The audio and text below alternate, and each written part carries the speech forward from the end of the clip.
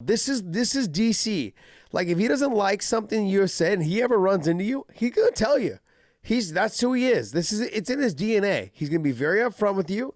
He's gonna tell you what it is. He may like down talk you like he is your dad, but he's gonna pull you aside and be like, "Hey, do we have a problem? What's going on? What you have something to say to me now?" It's in his DNA. That's who he is. And this is what you saw tonight. I mean, like, DC, I mean, like, this poodle-haired kid deserved it, just to be honest.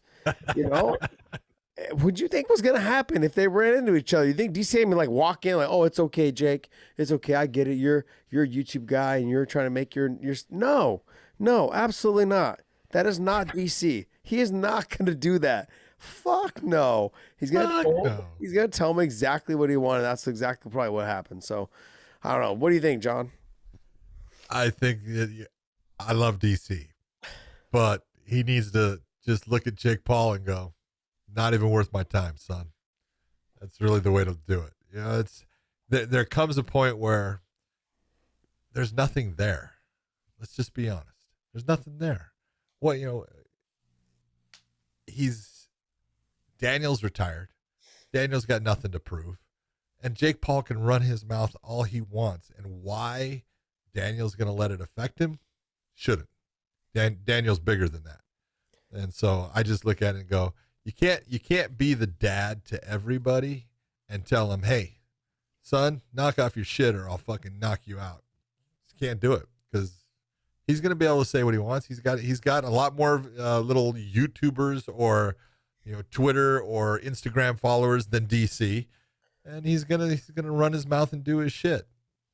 Don't worry about it. I look at it both ways, though. I mean, realistically, it's a good thing for the UFC. DC works for the UFC. He works for ESPN, kind of, I guess you could say, but he works for the UFC. It's on SportsCenter. That's like one of their headlines. It's not. It's a win-win for the UFC. It's a win-win, like, for poodle-haired Paul. And DC also, too. I mean, like, I don't think he's going to get any flack about it. I mean, Dana may tell him, like, "Look, leave the kid alone. We have no desire to deal with that." Yeah. And just leave it alone. But I get it. But, like, overall, I think Dana likes it. The old school, remember the old school saying, like, any press is good press? This is one of those situations where it's kind of a good thing, because DC's not going to fight him. DC's like, "Yeah, it ain't worth my time." He's not going to lose. He's not going to lose all the stuff he does for the UFC to go fight this guy for whatever, $500 million. He ain't going to do it. DC's made plenty of money. He's continuing to make a lot of money, by the way.